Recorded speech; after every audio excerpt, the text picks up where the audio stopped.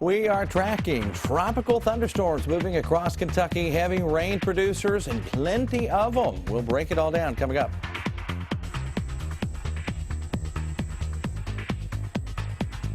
Investigators are back on the scene of a deadly police shooting in Scott County.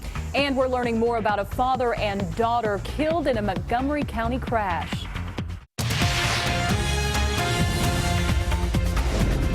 This is WKYT News at 4. Welcome to WKYT News at 4. I'm Amber Philpott and Andrea Walker reporting it is sticky out there. The chance of storms on the increase again today, and so is that humidity. It feels just awful. This is a live picture of downtown Lexington. WKYT meteorologist Jim Caldwell is in the First Alert Weather Center with a steamy and stormy forecast. Jim? You stole my word. It is just nasty and awful and terrible out there. Showers and thunderstorms are also going up to kind of feed into all of the rest of the nastiness we have going on. Best concentration showing up across southern parts of Indiana and getting just a little ways down the Mountain Parkway. That's where we find our heaviest rainmakers across parts of Kentucky here, and some of that's right here and the central sections of the Commonwealth as well. Look at that heavy rain producer with a little bit of lightning that's impacting folks in Montgomery and into Clark County. Also getting into Bath County as well with some heavier rain. Here in Lexington, tracking some into the downtown area. You can see that right into the middle of town and then stretching back down the road along, looks like Nicholasville Road and Tates Creek Road also impacted with some of that. And then out to our west into Lawrenceburg, tracking a decent little thunder shower coming through, lifting toward the north. So you folks there in Franklin County, you will be feeling and seeing the impacts of that here very shortly as those thunderstorms continue working off to the north. So a very stormy afternoon here for us in many areas. And here's going to be the catch, guys, as we move forward. Any one of these can produce heavy amounts of rain in a short amount of time. That's the nature of these tropical thunderstorms that we have ongoing out there. And this is just the beginning of it. We'll track the rest of them coming up in just a few minutes. Jim, thank you. What started as a police pursuit ended with an officer-involved shooting in Scott County. As Hillary Thornton reports, investigators say 34-year-old Juan Godines of Camden, South Carolina, had several active warrants on him in connection to a domestic violence incident. It's our top story at 4.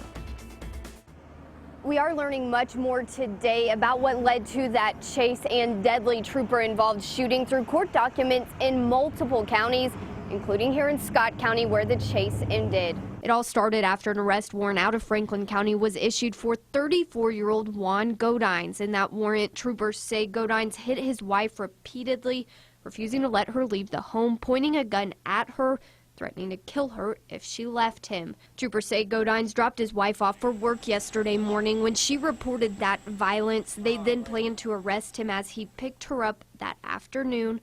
However, troopers say when he noticed their vehicles, he took off, leading to the chase. Once Godines lost control, investigators say he ran towards Elkhorn Creek, where troopers watched him stumble in the water while ignoring their commands to show his hands.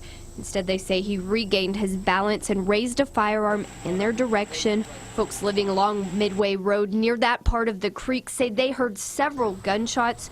State police say they were back out at that scene along Midway Road today, gathering information as they continue investigating whether or not Godines fired any shots after pointing his gun at troopers. Now, while we did not find any prior criminal history on Godines here in Scott County, we did learn that back in South Carolina, he faced a lengthy list of charges, including domestic violence, assault, and battery. In Scott County, Hillary Thornton, WKYT. State police say 2 troopers were involved in the shooting. Both are now on administrative leave, which is standard procedure. We've learned a father and daughter were the 2 people killed in a crash in Montgomery County over the weekend. The coroner says 77-year-old Frank Fortune and his daughter, 57-year-old Sherilyn Shipowick, died Sunday after the truck they were in slammed into the back of a semi on Interstate 64. Both are from Mount Sterling. Fortune was a well-known businessman. The coroner says the accident happened just 7 miles from his home. We'll have more on the victims ahead on WKYT News at 5. Testimony began today in the trial of a Lexington man accused of killing his girlfriend. Paris Charles is charged with murdering his girlfriend, Goldia Massey, in 2014.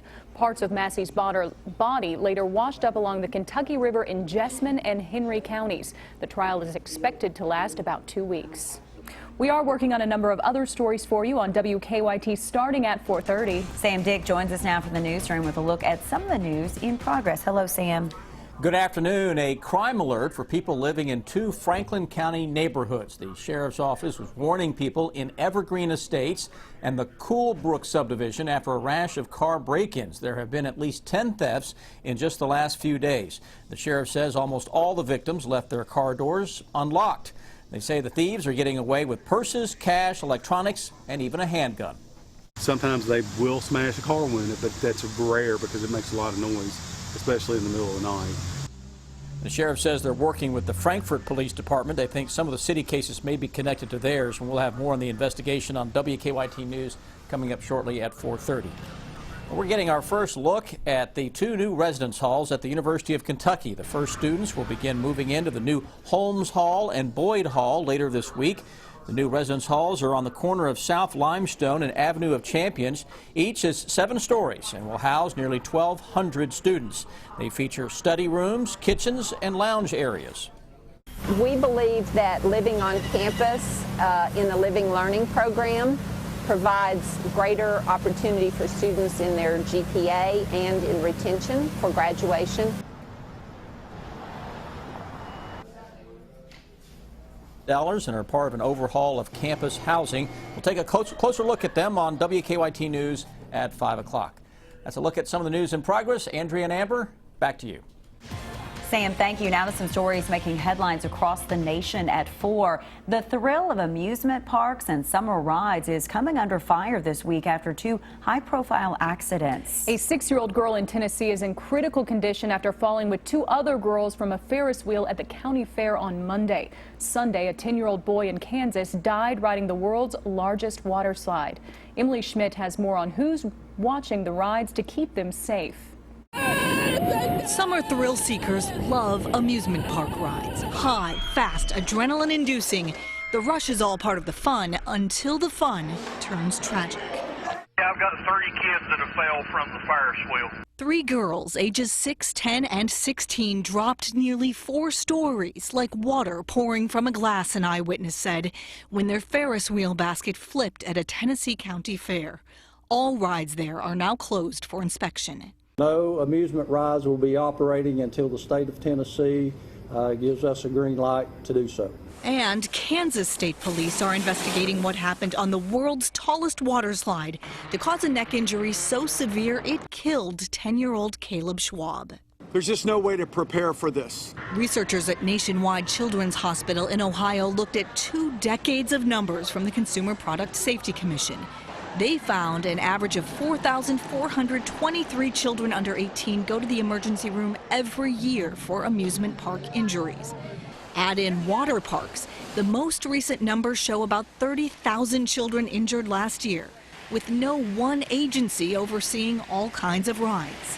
What we do know about water parks is there is very little federal oversight or regulations. Researchers say parents should make sure kids follow all height, weight, and age requirements, use safety equipment, and trust their instincts, making safety what counts most.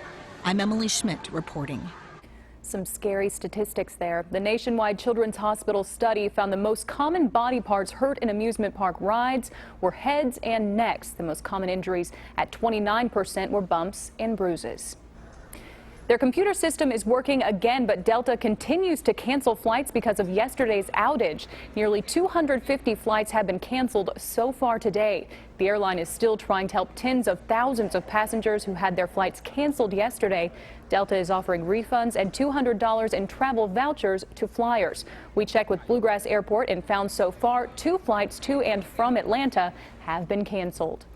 AT&T is expanding their delivery service. What that could mean for you coming up in MoneyWatch. There are still tickets available to the Olympic Games. I'm Jamie Yukas in Rio de Janeiro with why some events are struggling. With the latest news on WKYT.com. Join the conversation on Twitter and become a part of the WKYT Facebook family.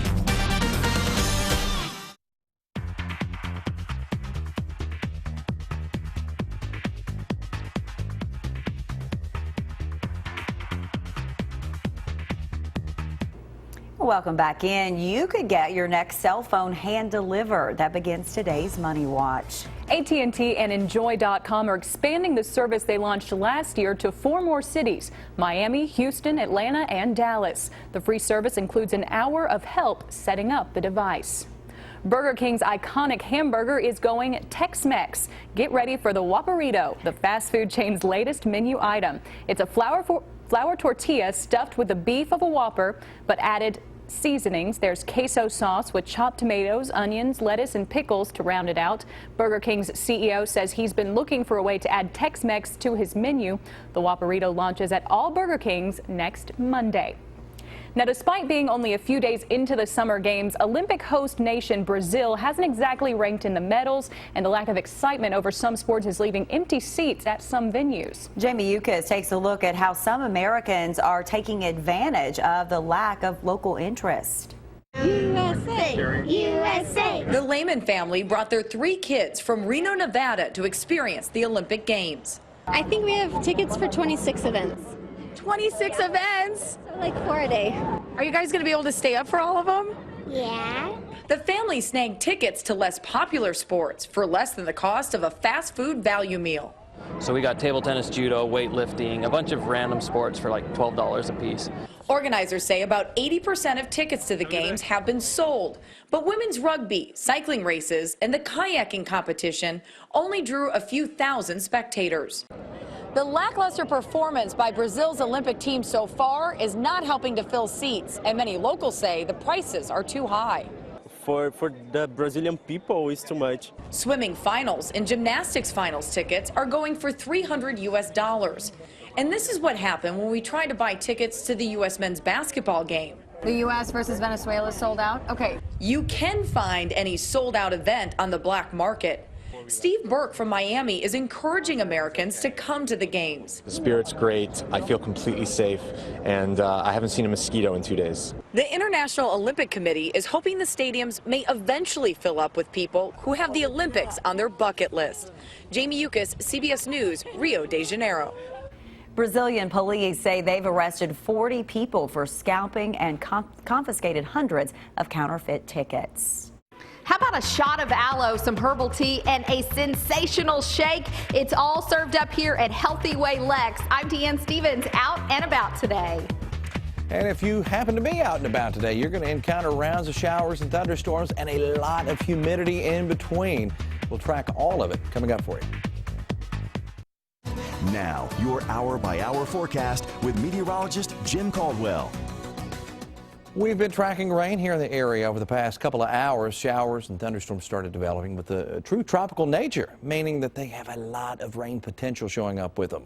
Let's look to the outside with our live sky cam, and you can see some of the rain off in the distance. I'm looking back toward the west, kind of with a little hint of the north in there as well, and that's why we're tracking this. You can see the rain shaft there, and that kind of starts to fall apart beyond that, at least as far as the rain is concerned. Right now in Lexington, it's 83 degrees, so we're down because of the rain-cooled air just kind of filtering in. But the feels-like temperature is still coming in at 89, so a rather uncomfortable feel if you walk out there, all because of the humidity that's helping to generate some of these showers and thunderstorms that we've been tracking. So again, any one of these has the potential to produce a lot of rain in a short amount of time. Luckily today we've got a little bit of a flow with it, so they're not lingering over any one particular area. But that doesn't mean we can't see some try to train, and what that means is just one rolls over the same real estate time and time again. Let's show you what's happening on our Defender Radar Network, up close and personal into Montgomery County, right around Mount Sterling, getting in on some heavy rain. You've heard the thunder off in the distance as well, and we have some as well into Winchester, too, there into Clark County. Here in Lexington, that's the shower I was tracking that had more of west-northwest kind of orientation here to the station. So it's in Masterson Station, and you can see it stretches all the way back close to New Circle Road, and then we get into Scott County right around Toyota and just to the outside downtown Georgetown. Some very heavy rain coming down. Off to the west we go. The showers, thunder showers we're tracking, all moving toward the north. And there you see one around Salvisa, and also a little activity trying to get into Jessamine County as well. So plenty of action around here with heavy rain makers into Rockcastle County, Pulaski County, and into Jackson County as well, into the south and eastern sections of the state. What's happening? This area of low pressure. I showed you this yesterday. That low hasn't moved very much at all. It's been sitting and spinning and feeding that moisture into us. And that's going to be the trend over the next several days because it opens up this pipeline of moisture and it just feeds it into Kentucky right now and all the way into the weekend and beyond. So some of the totals with this tropical rainmaker, you can see by the time we get into Sunday, Monday time frame, you're anywhere from 2-3 inches of rain. But the catch with a system like this is sometimes models will underplay some of those totals, and we may get some of these totals a little quicker than that from time to time because there's just so many heavy rainmakers that are showing up out there. But you get the general idea, a lot of water coming at us here over the next several days. 7-day forecast, let's break it down as we are tracking those thunderstorms again into Wednesday, Thursday, Friday, and beyond. Another system by the end of the weekend. We have got a big old mess trying to develop across Kentucky. All right, let's see what Officer Don's got to say about traffic out there.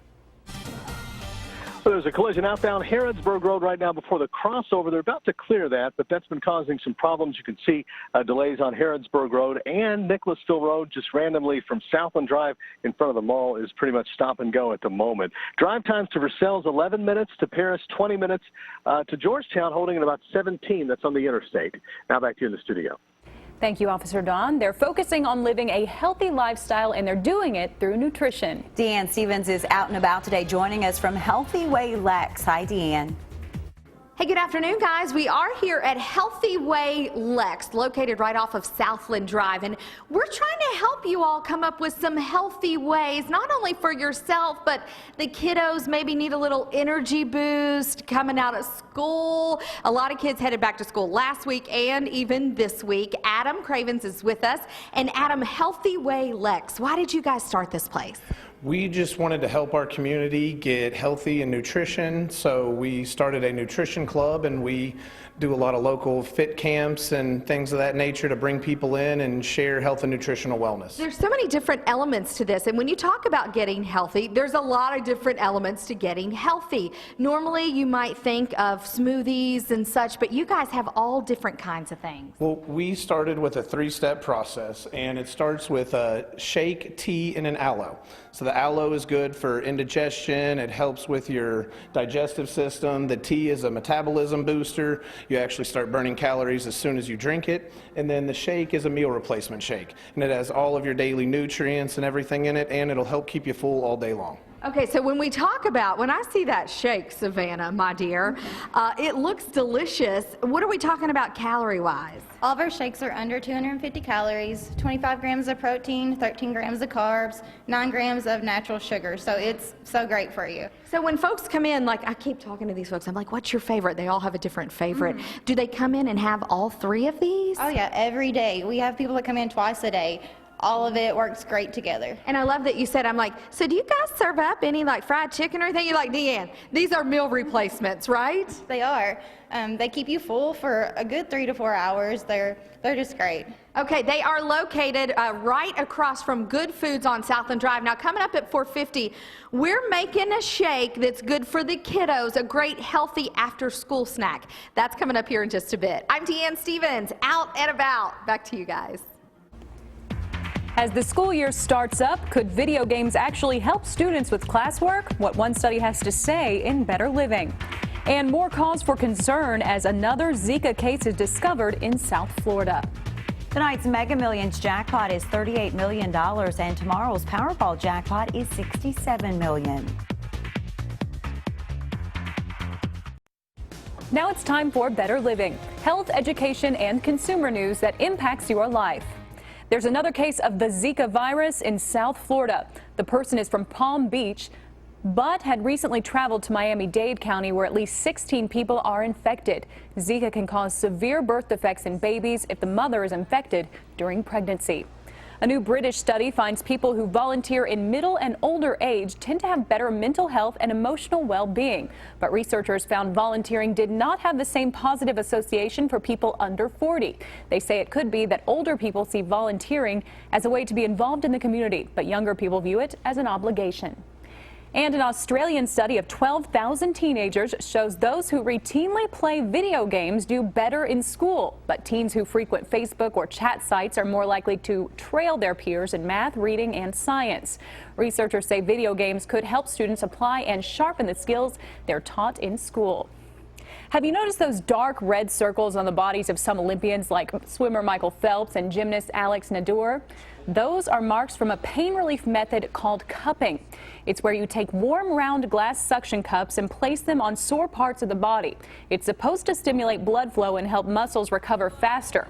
Cupping is not a new technique. The ancient practice dates back thousands of years in Egyptian, Greek, and Chinese cultures. Now let's head to Jim for another check of the weather.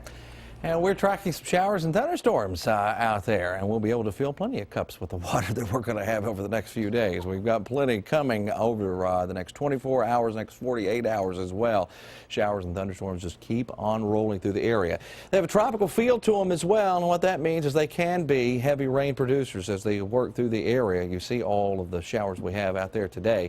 Right now in Lexington, we're at 83 degrees. Feels like temperature is 89. Check out the rest of the forecast, though. This takes us through the rest of the evening and into the day tomorrow, and we've got one thing in common: more chances of showers and thunderstorms will try to arrive in here again tomorrow. And in between thunderstorms, it's going to be around 88 for a high. So heat index value likely ends up mid-90s, maybe upper 90s. Really uncomfortable. It certainly feels like it. It's like instant sweat the moment you step outside. All you got to do, you don't even have to do anything, just walk out. I know, that's the truth. The news is just now getting started. Here's Sam, Dick, and Amber Philpott with what we're working on at 4:30.